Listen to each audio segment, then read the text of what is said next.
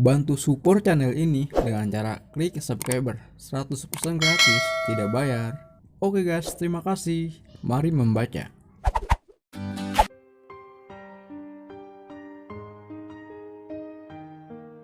Episode 37. 1 bulan sudah berlalu. Di sore hari, Amara yang sedang membersihkan diri di kamar mandi dikagetkan dengan handphone yang berdering terus-menerus. Amara segera menyelesaikan mandinya secepat mungkin, kemudian segera berlari untuk menerima telepon tersebut. "Halo Riz, ada apa?" tanya Amara pada sekretarisnya. "Maaf Bu, perusahaan sedang ada masalah. Saya tak bisa menanganinya. Sepertinya harus Ibu yang menanganinya langsung," kata Rizka dengan suara panik di seberang telepon sana.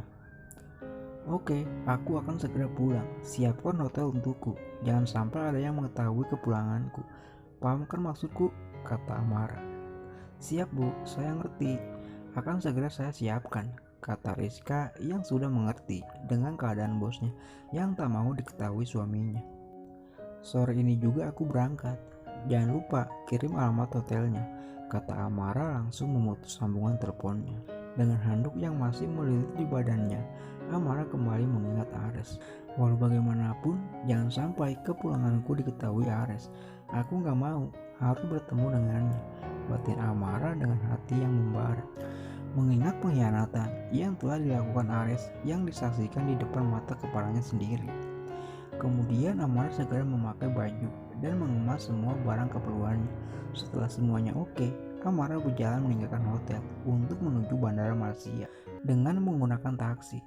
Setelah tiba di bandara, Amara segera mengurus prosedur penerbangannya. Setelah semuanya selesai, Amara memasuki ruang tunggu penerbangan dengan tujuan Indonesia. Karena pesawat tak pernah ada macetnya, apalagi mogok, akhirnya hanya menempuh penerbangan 1 jam 50 menit.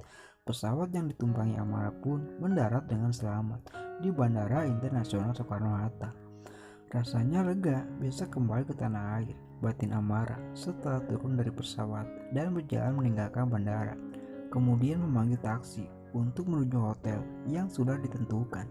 Di dalam perjalanan menuju hotel, Amara kembali menikmati pemandangan tanah air yang pastinya melihat kembali kemacetan jalanan ibu kota. Setelah beberapa menit kemudian, hari pun sudah berganti malam.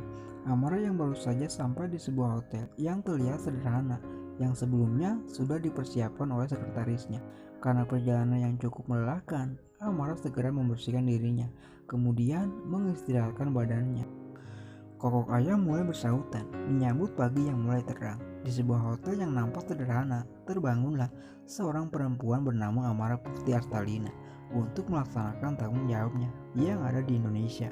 Sebelum Rizka datang membawa berkas yang akan dikerjakannya, Amara segera turun dari ranjang, kemudian berjalan ke kamar mandi untuk membersihkan diri. Setelah beberapa menit kemudian, Amara sudah bersiap untuk bekerja. Hanya saja, seorang sekretaris yang akan membawa setumpuk berkas tak kunjung datang. Ketika Amara akan menghubunginya, bel pintu hotel pun berbunyi. Amara berjalan membukakan pintu. "Maaf Bu, jalanan macet, jadi telat deh," ujar Rizka setelah Amara membukakan pintunya. "Gak apa-apa, kamu sama siapa?" tanya Amara sambil melihat kiri kanan lorong hotel. "Biasa Bu, Pak Ale. Gimana Bu hotelnya? Yang saya pilih apakah sesuai dengan selera Ibu?" "Ya, kamu memang terbaik Riz, dan sangat bisa diandalkan," jawab Amara membuat Rizka tersenyum. Tak lama kemudian Rizka pun kembali ke kantor untuk mengerjakan yang menjadi tanggung jawabnya. Sementara Amara kembali bekerja seperti biasa, layaknya di kantor, memeriksa berkas-berkas dan menandatanganinya. Rasa lelah untuk bersembunyi pun Amara rasakan saat ini, dan itu sangat menyiksanya. Namun jika mengingat kembali kelakuan Ares, amarahnya kembali memuncak. "Kalau saja perusahaan yang aku kelola ini perusahaan Ares, akan aku kembalikan padanya. Gak akan aku urus seperti ini," batin Amara saking marahnya kepada Ares. Sementara Ares yang beberapa minggu ini menghabiskan liburannya di rumah saja, dan kini sudah kembali beraktivitas seperti biasa untuk melaksanakan tanggung jawabnya sebagai pemimpin perusahaan pusat Reksa Wijaya Group. Ares terlihat sangat serius memeriksa berkas yang ada di atas mejanya yang beberapa minggu ini ditangani Bimo. "Cukup bagus kerjamu Bim," kata Ares membuat Bimo heran. tumben memujiku? Ada apa ini?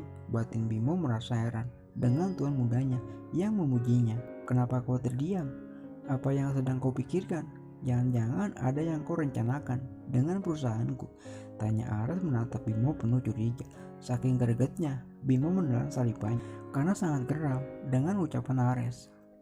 Tidak tuan, tidak seperti itu. Saya cuma lupa mengingatkan jika besok akan ada rapat dengan semua para direktur cabang perusahaan Reksa Wijaya Group, kata Bimo dengan pintarnya mengalihkan pembicaraan yang memang sebenarnya akan dilakukan.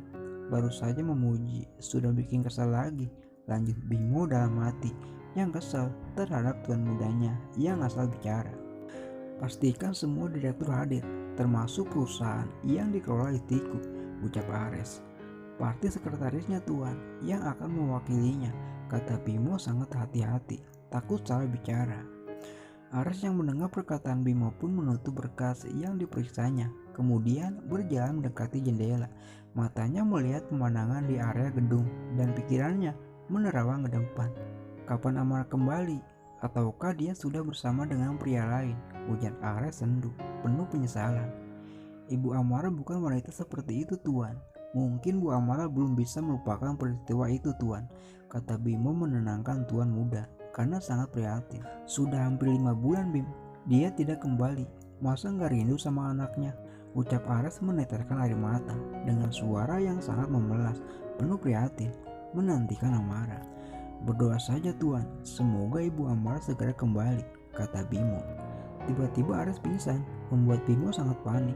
Mundar-mandir tidak jelas, bukan panik takut disalahkan, tapi bingung harus berbuat apa karena pikiran Bimo tiba-tiba ngeblank seperti handphone yang memiliki RAM kecil.